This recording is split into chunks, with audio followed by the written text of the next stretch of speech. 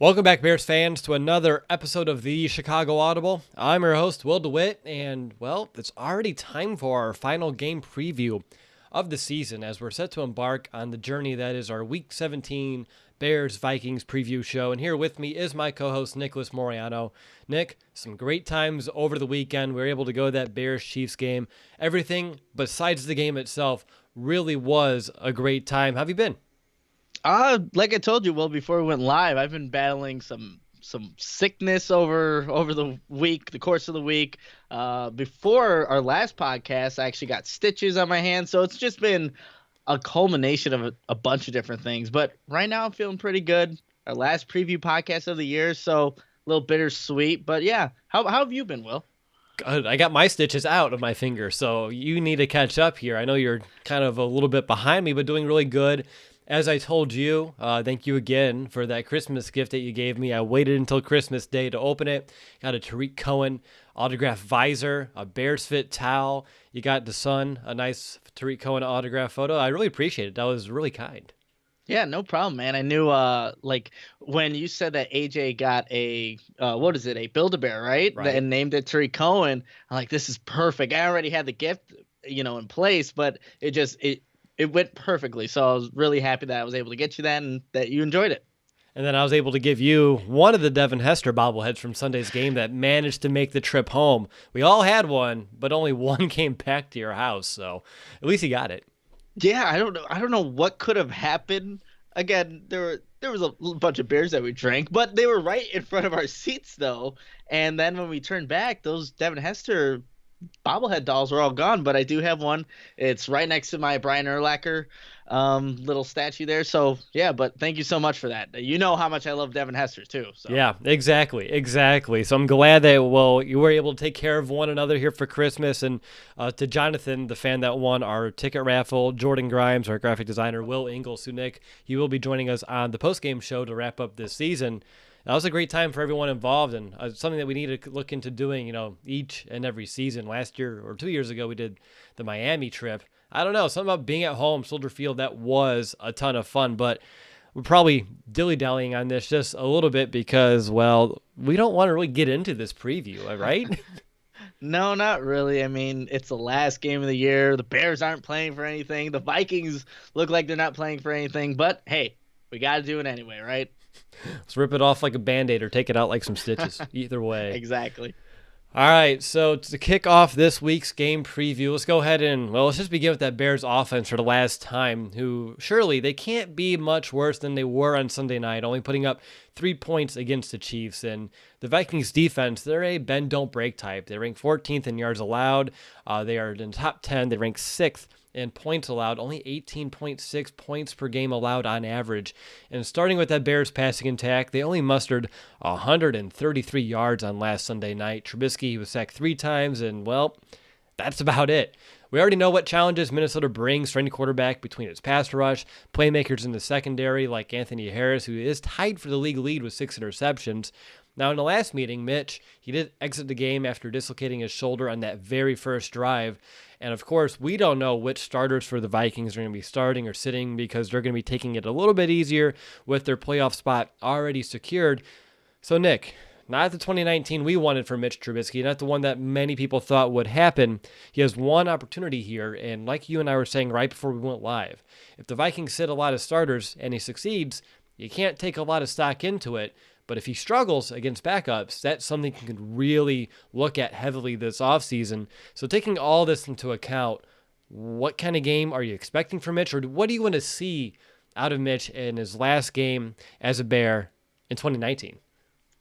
I like how you phrase that, Will. But it's an interesting situation for Mitch Trubisky because just last week he absolutely stunk it up against the Kansas City Chiefs. So in this one, I really don't even – it's a lose-lose situation, honestly, because like you said, he could play well against a Vikings team that's not playing a lot of its starters, or he could just play bad against a team without its starters. So I don't know if you could take really much from this last game.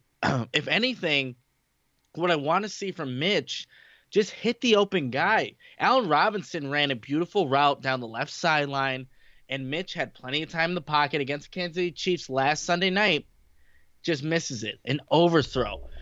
you want to see him at least make that throw if the opportunity presents itself in this game against the Vikings, regardless of who's playing.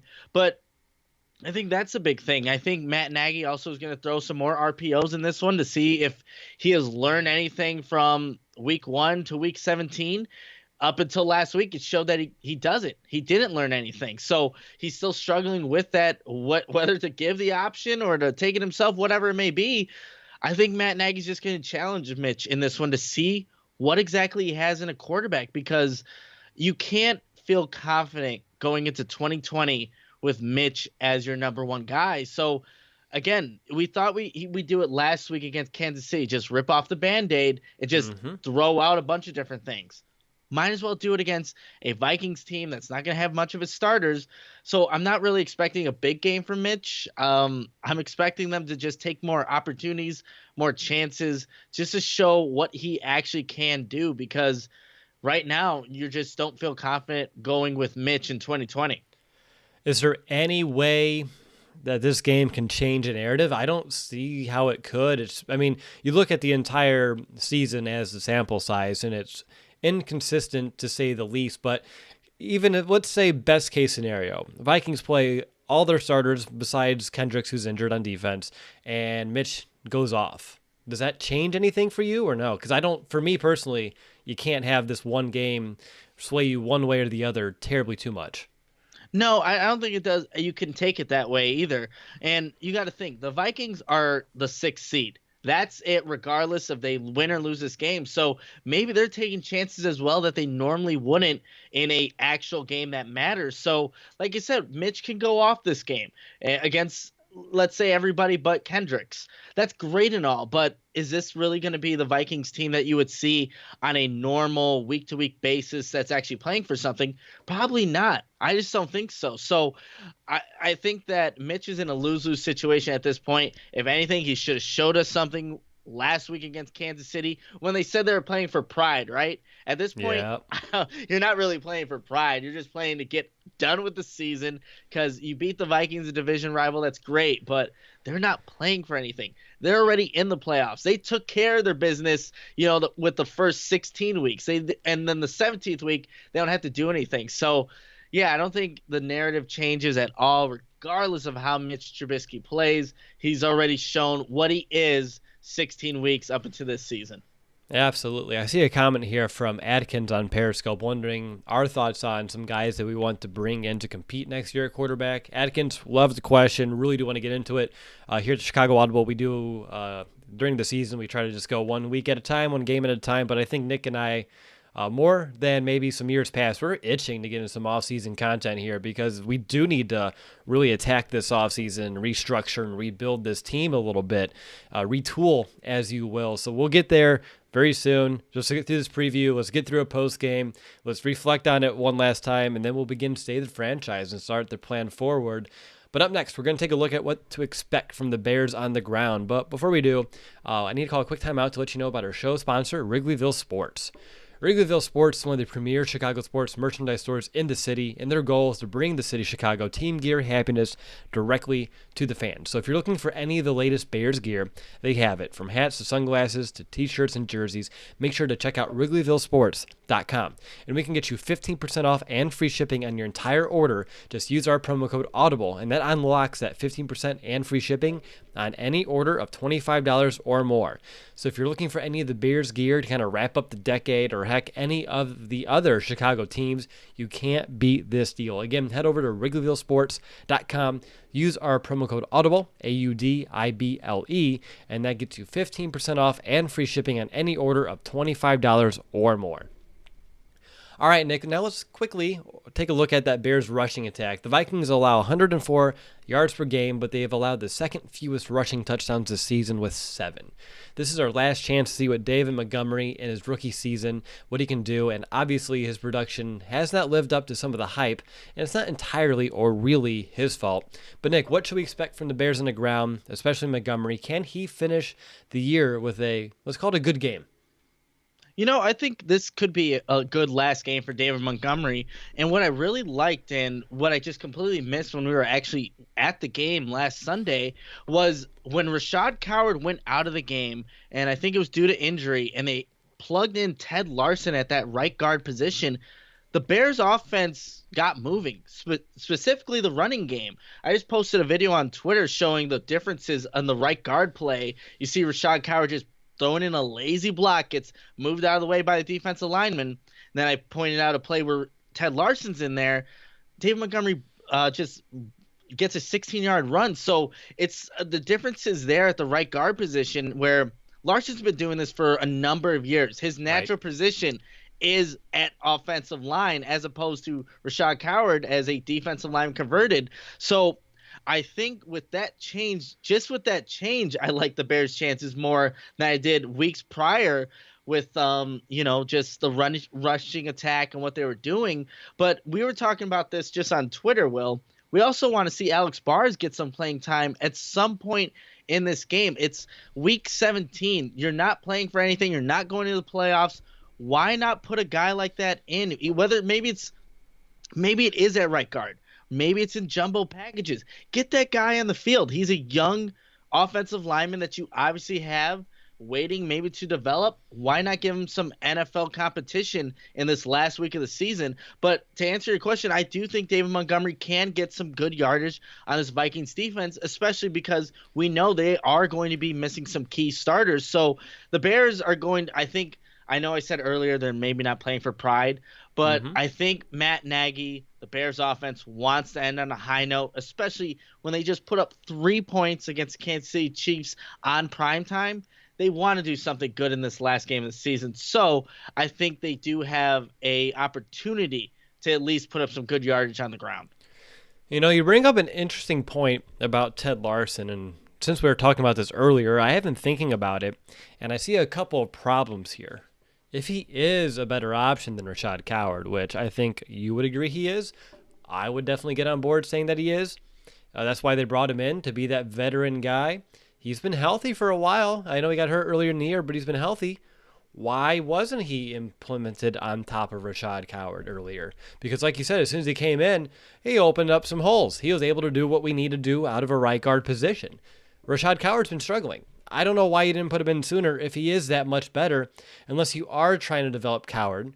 But then that opens up the next problem where if you're trying to develop Coward at right guard, why wouldn't you use an Alex Bars who probably has a higher ceiling in terms of the overall potential at the position? Thoughts? You know what? Yeah, so I was actually thinking about this. I think Matt Nagy, I think we can learn over these 2 seasons. He's a little bit stubborn. Obviously the running game, if he wants to do it his way, he wanted to make Mitch a pocket passer. He likes to do things his way. He also likes his projects. Why was Bradley Sowell cut every single week and brought back on? He hasn't done anything in the tight end position. Rashad Coward, being a project guy, he keeps trying to give him opportunities. Why not go with the sure thing? Like, again, with the Ted Larson. Obviously, he knows how to play offensive line. That's what he does. Put him in there. It makes your offensive line better.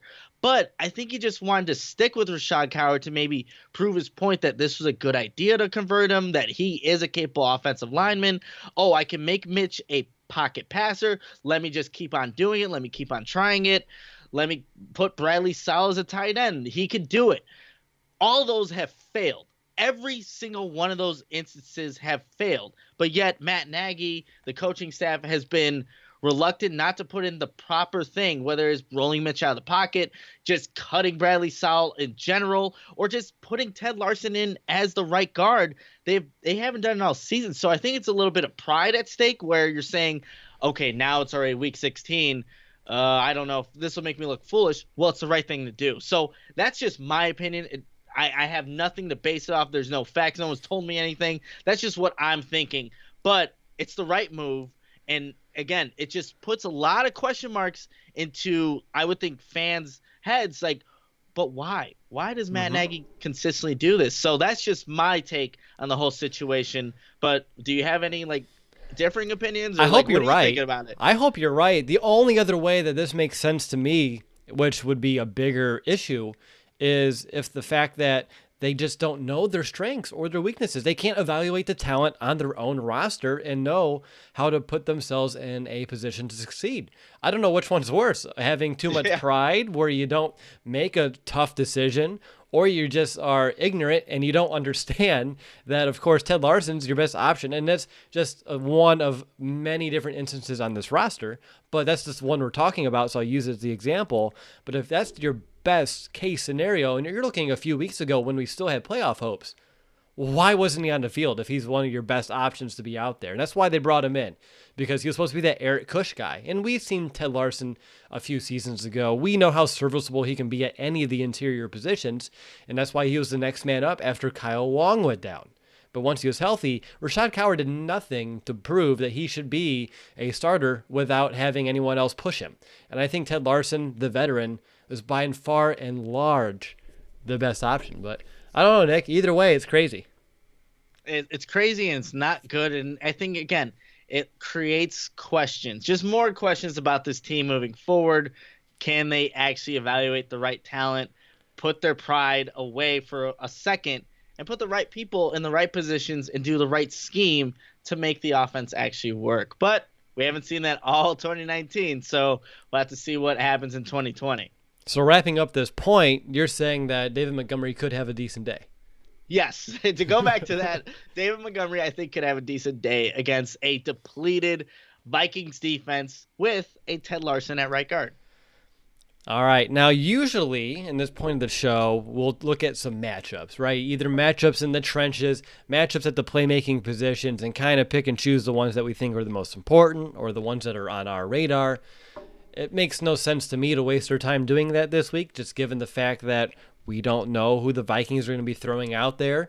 And again, they're not really treating this game with a lot of, urgency. So instead, I'm wondering, do you have any Bears players specifically that you're going to be paying attention to or you want to see succeed? I think we want to see every person and every player on this team succeed, but do you have any on your mind or any on your radar this week? I think for me, one I want to start, and you're wearing the Iowa jacket, I want to see James Daniels end the season on a strong note. He hasn't had the best sophomore year. He's definitely in a sophomore slump. I'm glad to see that he's going to be a third-year player here in just a matter of a few days, so he can maybe work his way out of it. But if he can go ahead and end the season on a high note, that can go a long way towards his overall confidence, development, etc. But how about you? Do you have any players on this offense you want to see kind of take a step, or at least end on a positive note?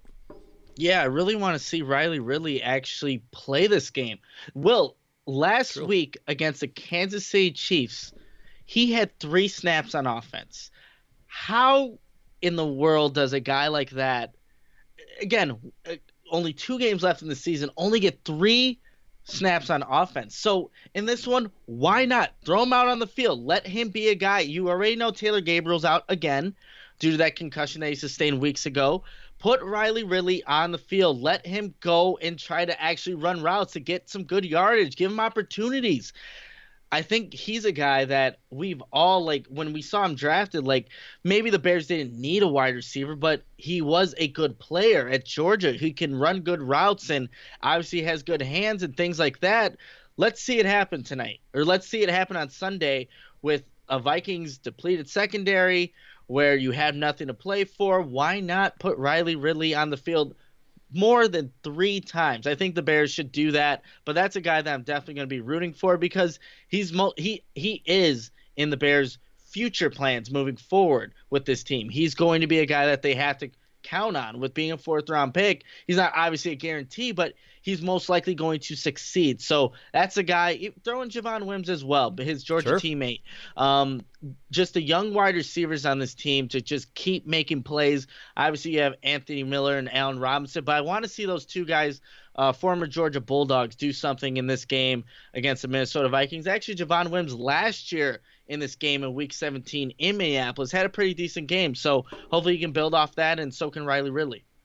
Absolutely. I mean, I'd throw in Anthony Miller. He's been having a really strong second half of the season. Didn't really show out too much against the Chiefs. So finding a way to rebound from that, I think, would be a great one as well. But outside of those, I think you're hitting it right on the young guys. I talked about James Daniels. You talked about the young guys or receivers that, Taylor Gabriel with his concussions, and I know he's going to most likely be out of protocol.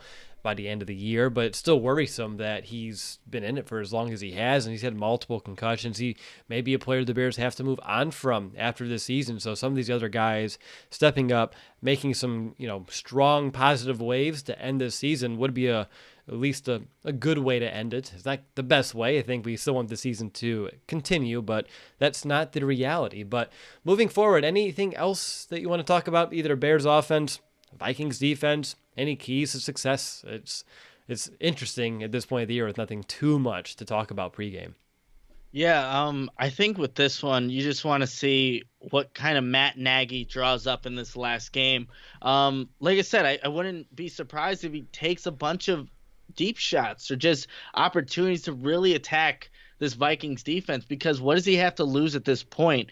Again, you could get embarrassed and lose to a team that's playing with a bunch of backups. That would look awful for the Bears in this last game, but I think it's better to go out that way than to be reserved, to be very like in the game against Kansas City. You're on a 4th down play. Mitch throws a 4-yard pass to, I think it was a tight end in the flats. Like that's just a give up kind of call. Like you don't do that.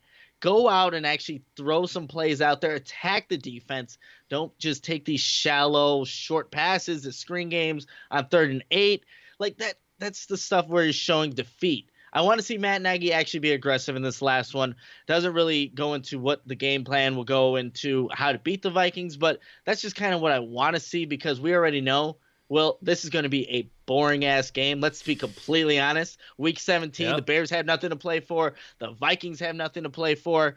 Let's at least see some kind of offense, because we didn't see it in person last week at Soldier Field, so it would be nice to see it in the last game of the season for the Bears, because we all know once the NFL ends, or once the Bears season ends, we just want it back. As soon as it's over, we do. Right. So might as well see some fireworks, some offensive explosions, but we'll see if that actually happens. We'll see. Speaking of fireworks or explosions, the Vikings defense, they've been on a roll generating turnovers over the last few weeks. They have 10 over their last 2 games, which leads the league over that span. They have forced 8 fumbles. They've recovered 6 of those, and also 4 interceptions since week 15. So depending on the starters out there, that's a unit that is playing at a pretty high level, taking that ball away. And obviously, if they play most of those starters, awareness and just taking care of the football is going to be a big key. I'm not going to dive into red zone or 3rd downs for this game preview. I just see that to be a little bit silly. But I do want to at least go on record and decide who has the edge, which good luck knowing who's not out there, but let's just assume starters are out there, at least half, or whatever you want to do, Nick. I'm not your boss. Kind of. I'm not. But Bears offensive line versus that Vikings pass rush. I have us sharing this one. I'm giving it to the Vikings pass rush. How about you? Oh, that's an interesting one, especially not knowing who's going to be out there. Again, the Bears gave up 3 sacks against the Chiefs. And I didn't think, obviously, they have some capable players, but I have to agree with you. I'll go with the Vikings pass rush in this one. They do have a lot of guys on that front that can get after the quarterback. All right, I got Bears ground game, Vikings run defense. I'm going to give it to the Vikings run defense. Again, only the second fewest rushing touchdowns against on them. They are in the middle of the pack in terms of yards allowed, but they don't let running backs into the end zone a lot. So I'll give them the edge. Which, Nick, over to you. Bears pass game, Vikings secondary. I'll give it to the Bears passing attack. Again, I don't think that the Vikings secondary players are actually going to play the entire game. I know the Bears starters are. And we've seen Mitch Trubisky actually take advantage of bad defenses or guys that, are, I guess, defenses that are at the lower tier. So if you take out some of their starters, that's going to put the Vikings in that tier. And that's where Mitch Trubisky can actually, gain some good yards. So I'll give it to the Bears passing attack. And if the Vikings decide they want to play their starters on defense, it goes the other way, right? Then it goes to the Vikings. Okay, just making sure. We want to make sure we're all on the same page. Do you have an X factor for the final time on offense this year?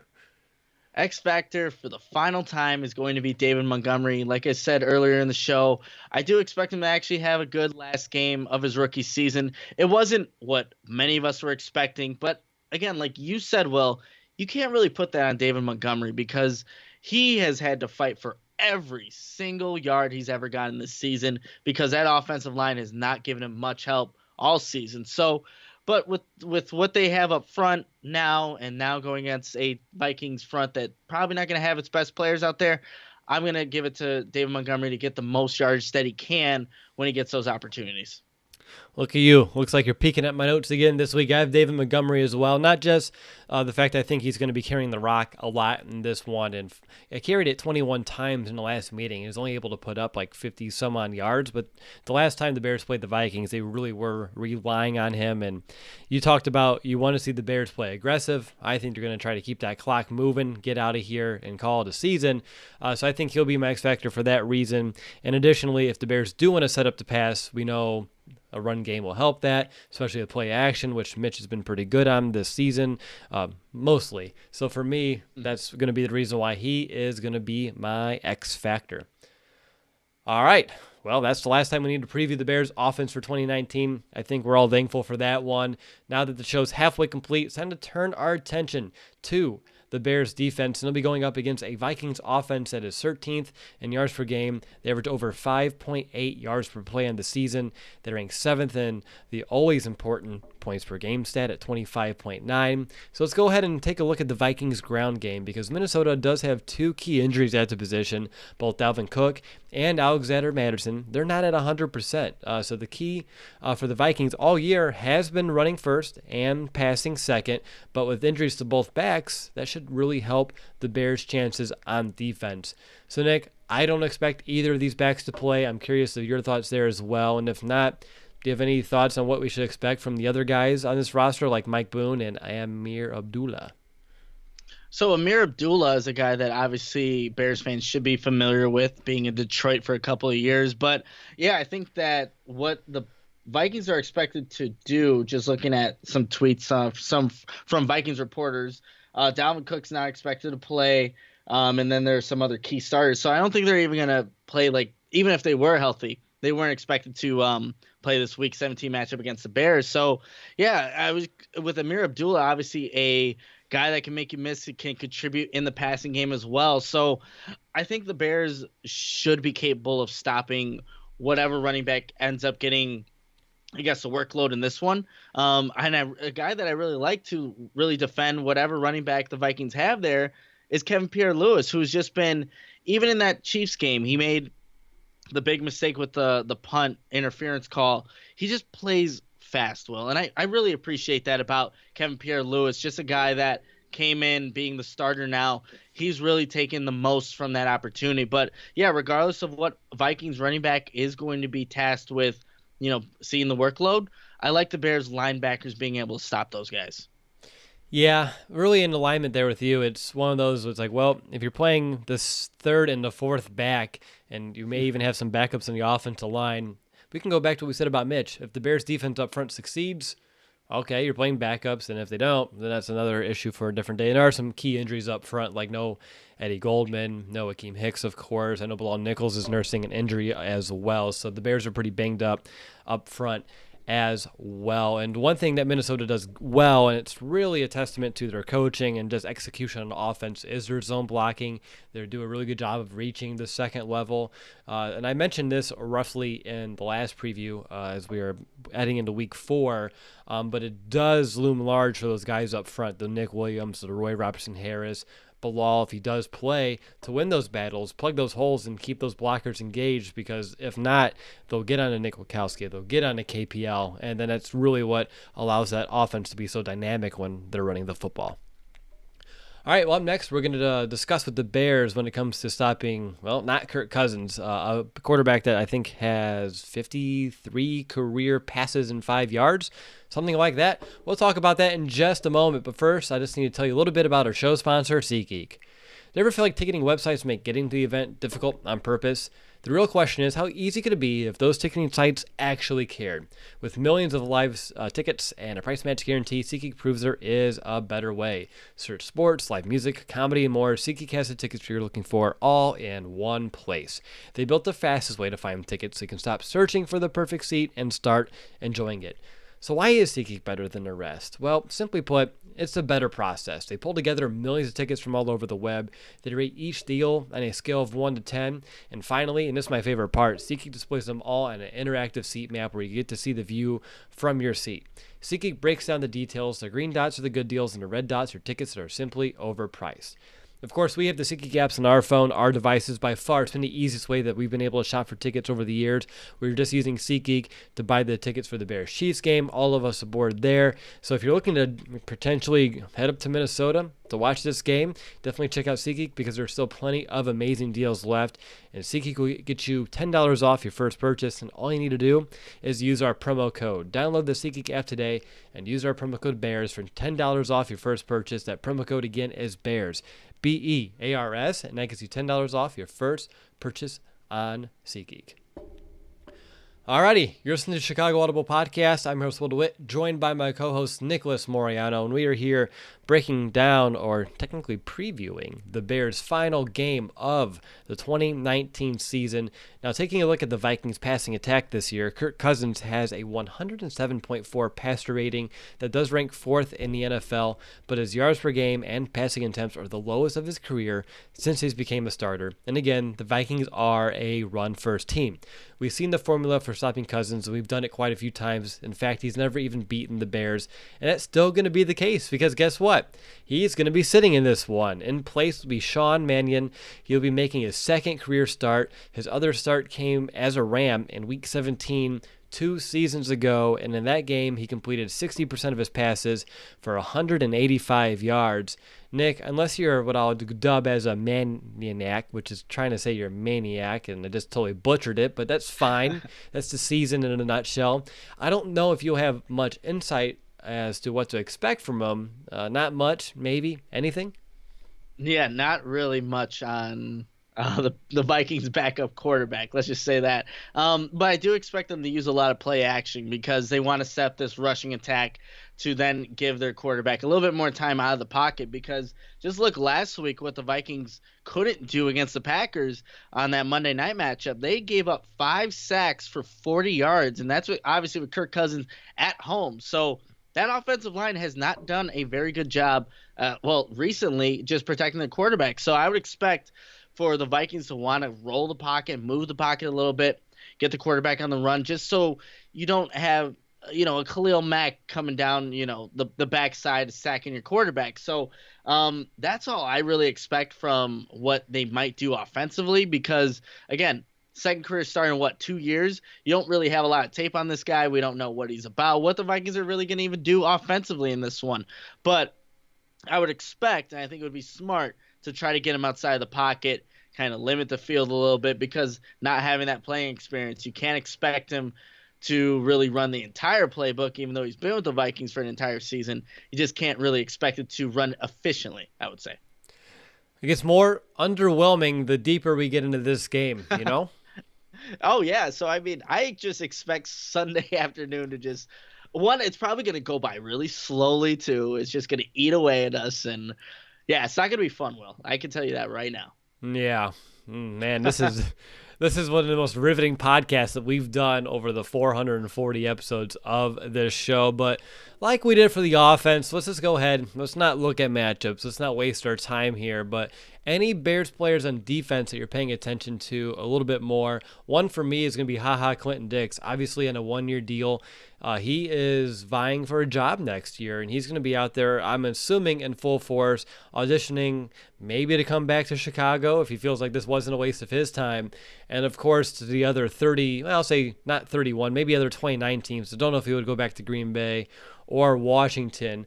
But I think Clinton Dix, he's going to play some inspired football here this Sunday at a team or in a game that otherwise is less than inspiring. So that's one player, at least for me, I'll be paying attention to. I have a few more, but I don't want to take them all. So, Nick, how about you? Anyone in particular? Yeah, so I'm actually going to look at the tandem here because Kevin Tolliver and Prince Amukamara kind of split snaps last week in Kansas City, or against Kansas City. Kevin Tolliver, just looking at the snap counts on defense, had 27 snaps. And then Prince Amukamara, pulling up the stats right now, he had about 39. So he had him a little bit more than Kevin Tolliver there. But I want to see how Matt Nagy and the team kind of differentiate the snaps in this last game, because I think you can expect Prince Amukamara to be gone next season. Kevin Tolliver's still probably going to be here, and obviously being the younger guy, one with still some upside, I would hope that these two guys snap counts kind of switch. You see more from Kevin Tolliver. Actually, I would want to see a lot more from Kevin Tolliver. Yeah. What do you have to lose? To be completely honest, you have nothing to lose at this point. But those are two guys specifically that I'm going to be watching out for. Just Kevin Tolliver, Prince Amukamara, how much one doesn't play, how much one does play, and just how overall, like, again, the Vikings have some decent receivers. Whether or not we'll see them on Sunday is a question, but I think just seeing Kevin Tolliver play well in this last game, I think that would be an encouraging sign for Bears fans moving forward. Yeah. Kevin Tolliver, I think, is one. I mean, we've talked about him a lot over the last month or so, hoping to see a little bit more and more out of him because he is a hopeful building block on this defense.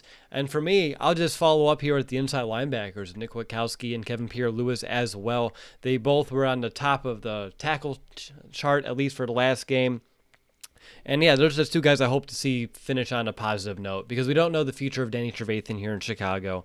So wondering to see how these guys can finish the year. I know Nick Witkowski, he wants to still be a Bear. I'm sure Kevin Pierre-Louis will love to do that as well. One of them could end up starting opposite of Roquan Smith next year. And with Roquan's injury, I don't even know if we have a timetable on that return just yet. So I think both of them are people that I'll be paying attention to in this game as well. Bilal Nichols, if he plays, of course, he's another guy who, after a really strong rookie year, I would say he didn't take that next step that we're all hoping for. So maybe a strong outing out of him. I know Roy Robertson-Harris continues to have flashes, but those are just still flashes. And yeah, other than that, Nick, it's just a Week 17 game. Like, it's whose line is it anyway? It just, nothing matters. Yeah, nothing matters. But I do want to hit on again Kevin Pierre-Louis. I really like how he plays the game of football. There's just watching the tape and again rewatching that Chiefs game because again, there was not a lot to be hopeful for in that game. But Kevin Pierre-Louis and how he just attacks each play. Like there was a screen that the Chiefs set up. And Kevin Pierre-Louis is just running downhill 110%, taking on a 300-plus offensive lineman, just blowing him up. Love to see that from Kevin Pierre-Louis. And then I don't know if you read what he said after he committed the penalty on the punt. He's like, it was selfish of me. He knew he wasn't supposed to get the punt block, but yet he still put his team in a bad position. I think the Chiefs end up going to score a touchdown, but the accountability that he had and the pride and feeling so bad for himself, so bad that the team that he let him down. You want to hear that from players like that, especially because he's been playing so well, such a bright spot that I respect the hell out of that, to be completely honest. A guy from Kevin Pierre-Louis saying something like that. So again, I'm rooting for this guy. Hopefully he plays well in this last game, earns himself a contract here because he is a good player and he's just one that you want to have on a football team. For sure. Now, anything else? Keys to success yet again? I'll just say that Dalvin Cook, he has over or just about a third of all the Vikings production. Last week without him, they did tend to struggle moving the ball, having a lot of output.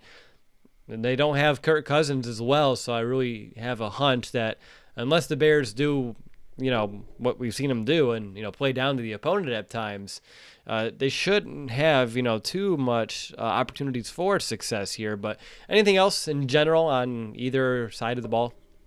I think it's just trying to get a consistent pass rush when you have a backup quarterback. And let's see a guy that we haven't seen really all season, Leonard Floyd, actually do something to impact the game. Because he's also fighting for a job, really, when you think about it. There's obviously guys that are on one-year contracts or maybe they're just backups or whatnot. But Leonard Floyd, he's no guarantee to be on this team next season. I think he really needs to actually show something. He's someone that can probably gain something from this game if he can get a consistent pass rush, even though it's just one game. It would be nice to see something from Leonard Floyd. A little too late, though, to be completely honest. But I was about to say, just like Mitch, we can go full circle because I asked you the same question. Can one game change your plans for him moving forward?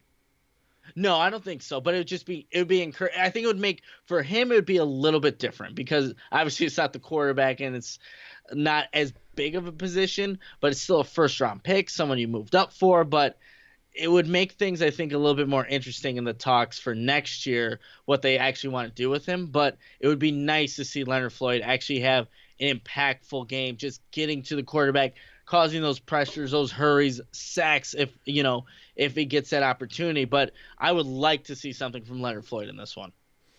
Absolutely. All right, time to find out who has the edge. I'll go up first. I got Bears pass rush, Vikings offensive line. I'm going to give it to the Vikings offensive line. I know the Bears had 6 sacks in the first meeting, but since that point, we don't really have any reason to believe that the Bears are going to have much of a pass rush. It's been pretty much inconsistent and obsolete. The Vikings on the season, depending on how many starters they play up front for offensive line, they've been pretty good at protecting the quarterback. I think they rank 25th in sacks allowed, so they're in the top 10 in terms of the least amount of sacks allowed on the year. But how about you, Nick? I'm going to give you the Bears run defense versus that Vikings ground game, which we don't know which running backs we'll see, so good luck. Yeah, so I think because I don't know what running backs we're going to see from the Vikings, I'm actually going to give it to the Bears because I think they're up for the task. Even without an Akeem Hicks and no Eddie Goldman, we have to see something from these young guys, and they're playing for something. So whether or not it's another year on this team, contract extension, whatever it may be, you're going to see a lot of these Bears players, I think on the defensive side, really playing for pride because, again, this is a division opponent. They know they shut down this team, week 4 of the season? Mm-hmm. I think it was week 4. But I think that you'll see the run defense show up. So I'll give it to the Bears. All right, and last but not least, Bears secondary, Vikings passing attack. I'd give it to the Bears secondary just due to having Mannion back there at quarterback. Don't know who they're going to throw out there at wide receiver as well, but even if it was Stephon Diggs and Adam Thielen, I feel pretty good about those matchups with Kevin Tolliver's out there. But I've seen him in the past where we can hold these guys in check. It's something that we've seen over the last couple of seasons. But regardless, long story short, Bears secondary have the edge for me. How about you? Yeah, I'll give it to the Bears secondary as well. I think, again, there's just something about this matchup between the Vikings and Bears where usually the secondary knows, and again, credit to the coaching and the game plan going into that week, but they usually do a good job against 2 dynamic receivers in Diggs and Thielen, and I don't think we're going to even see these guys this week. They're probably going to be recovering for their playoff game that they have the following week. So, I'll give it to the Bears secondary, especially because I don't think they're even going to be playing the 2 top receivers for the Vikings. All right, X factors real quick for the Bears defense. I kind of alluded to mine already, and it's going to be a trio here of Roy Robertson-Harris, Bilal Nichols, Nick Williams. The interior defensive line is going to be a big key in this one. I think all of these guys are going to kind of equally be a part of that. Either be helping stop the run or helping assist with a little bit of pass rush. I think these 3 guys, depending on how well they play or not, really will dictate some success or failure on defense. How about you? Who's going to be your X factor?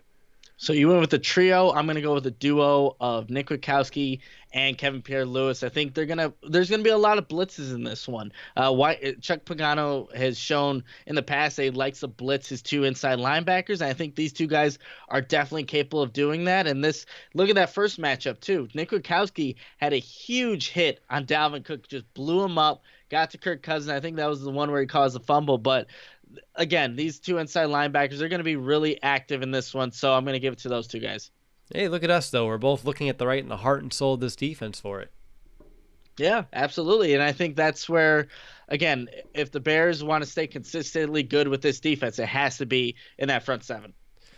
All right, anything you have on the third phase for this one? Eddie Piñeiro's final game as a Bear this season.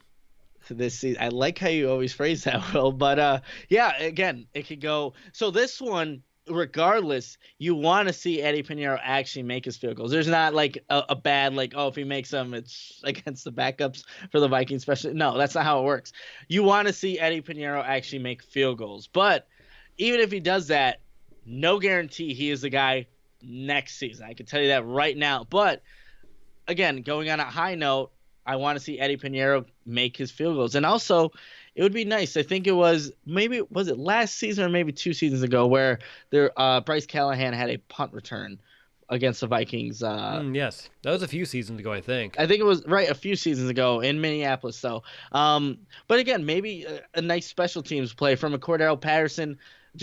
I want to see him get another opportunity when he has a chance to blow up the punt returner, but not get called for the stupid penalty that he got called for against the Green Bay Packers a few weeks ago, because he's always in the right position, obviously being a Pro Bowler at that position as well. So want to see Cordell Patterson just make an impact play on special teams. I'm sure we'll see actually a couple of them, to be completely honest. I see a question from Charles Lincoln wondering if we're going to be doing State of the Franchise episodes. We've done them for the last 4 years. I don't really envision why we won't be doing that yet again. Plenty of work needs to be done. And Cliff, yeah, I don't know who I'm going to replace Pinheiro with. We will definitely talk about some options as we get through State of the Franchise, and of course, as we start getting into our off-season content. But Nick, for the last time, we get to enter the final segment of our preview show and give out some predictions. So what's going to be your final bold prediction of 2019? So this is a pretty weak one, and this is because of the Bears, really, not on my prediction. But bold prediction, the Bears are actually going to score more than 20 points in this game, because that is something that, unfortunately, this Bears offense just has not been able to do. I'm trying to pull up their actual schedule real quick to see where they're actually at. Let's see. They've only broken 20 points in, let's see, you got 1, 2, 3. Oh, this is bad. I have to scroll another week. You have, it's only I'm guessing. No. Okay. So they have five games. That's close. 5 games. They've only, scored more than 20 points. Actually, one of them's 20, so that doesn't even count. So 4. You're right. More than 20. So bold prediction, they score more than 20 points. I won't give out my final prediction because obviously that's the end. But bold prediction, they score more than 20 in this one. All right. I have an interesting bold prediction. I went a little bit stronger, so then we can balance one another out here. I have Riley Ridley and tight end Eric Saubert. They're both going to get their first career touchdowns.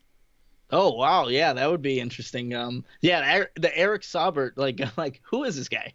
When we saw him on the field. Right? I'm like, who, what? Where'd he come from? Great.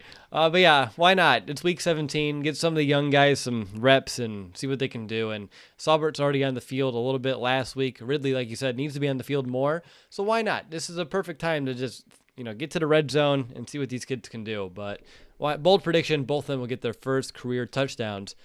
Time for our MVP. And Nick, I think we can come to a quick agreement on who the MVP will be. And that's going to be the umpire when he blows the final whistle that puts this disappointing season to bed.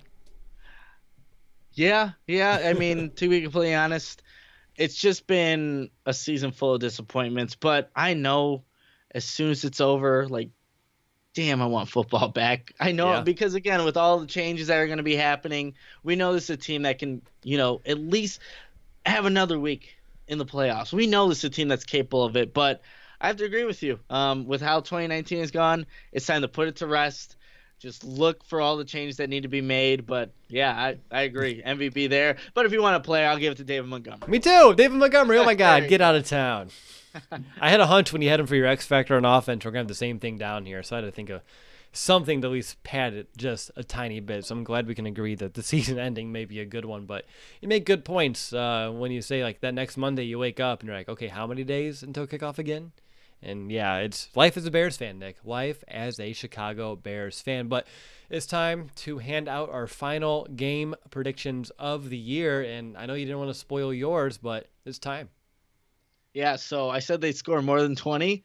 The Bears 21, the Vikings 10. So they got, just one more point past that 20 mark, which would be their 5th time scoring more than 20 points this season, which, again, not what we all envision here in Chicago. But I think the Bears, because the Vikings are not playing most of their stars in this one and are resting up and preparing for an actual game that matters the following week as a 6th seed in the playoffs, that's why the Bears will win this one. The Bears usually can take care of teams that, again, don't have as much talent. Not saying that the Vikings don't, but in this game, they won't because of who they're resting. But 21-10 Bears. All right. For me, before I found out how many starters or how many they're planning on, we don't know the full number, but the report just says plan on resting starters. So you got to take that as a decent chunk here.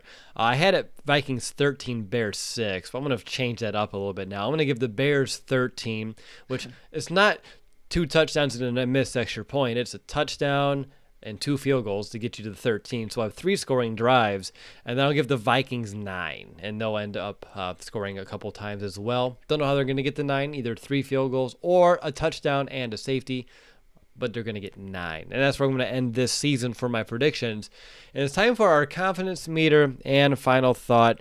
And Nick, how confident are you in this? And one other question, and usually we don't talk about it, but is this a game you want to lose for draft position or not? So confidence meter, I have like a 6 in this one. I think the Bears should win, but not very confident in how this team's been playing lately. And to answer your question about the draft position, no, I would like to see the Bears win. I really would. I don't think it's going. I haven't really looked into how it would affect the draft standings and where the Bears would even select right now, and how a win or loss really affects that. So, I'd rather see a Bears victory, 8-8. Not so much respectable, but at least it's a 500 season, not Right. losing. So yeah, I'm okay with the Bears winning this one, and I'm not really too concerned of where they're pegged at to draft and who they're thinking of getting. I think regardless, they'll get the guy that they want. Whether it's the right guy, that's yet to be determined, but not too concerned about that at this point. Yeah, I think there are just like either 4 or 5 other teams that are sitting at 7 and 8. So depending on how they kind of pan out, it can sway it a little bit here. The good news is if you win, then for the Raiders and John Gruden, their first pick goes down. So that may help with the Khalil Mack trade evaluation down the road. So yeah, for that reason, I mean, of course, I always play to win. I don't play for draft position, especially when you don't even have a pick until the second round. And what's a couple of picks once you get in there? I mean, it could be huge, but you need to hit on the right guy regardless of who you're drafting there. My confidence meter, I'm at a 5.2. I'm not overly confident, even with the lack of starters for the Vikings, because we saw the lack of pride or the lack of really fire from the Bears last Sunday night. Don't know how much more we're really going to see this Sunday afternoon. So for me, again, a win doesn't mean much besides maybe moving around draft position. A loss pretty much keeps things as is. I do think it'd be pretty pathetic, though, to lose to a quarterback that has like 53 career passing attempts in a 5-year career. Just going to put that out there. But I think I can speak for most people listening, you included, Nick, that on one hand, definitely on one hand, I'm ready for it to end. On another hand, I need just to appreciate the next 60 minutes of Bears football I'm going to have until next September. So it's kind of where I stand. Yeah, and I think that's where a lot of Bears fans probably stand, because so much hype going into this. Well, and now we're here, week 17. After Sunday, around 3:00, the Bears season will be over. There's no playoffs. There's nothing to play for after that, and it is disappointing, and people should be disappointed. The Bears should be disappointed. But yeah, I will be missing it as soon as it's over. But thank God this 2019 season is coming to an end, to be completely honest. Yeah, again, it's one of those crazy things. It's such a complex emotion. You want it to end because you want them to be better, but you don't want it to end because we love watching our Chicago Bears play football as much as it can be infuriating and frustrating and emotionally draining at times. But all right. That's going to do it for this episode. I really hope that you enjoyed our final game preview. I want to thank you all for tuning in. I know that you have much more important things to do here on a Friday afternoon. It's bowl season for college football. But for everyone that did tune in live, we really do appreciate each and every one of you. And, of course, to everyone who's listening on the podcast, you're all equally appreciated as well. Make sure to rate and review our show on Apple Podcasts as we start to gear up for our 2020 off-season content. We'll talk to you all as soon as the season ends on Sunday afternoon for our final post-game show of 2019. And like I said, right after that, we'll start getting into our off-season content.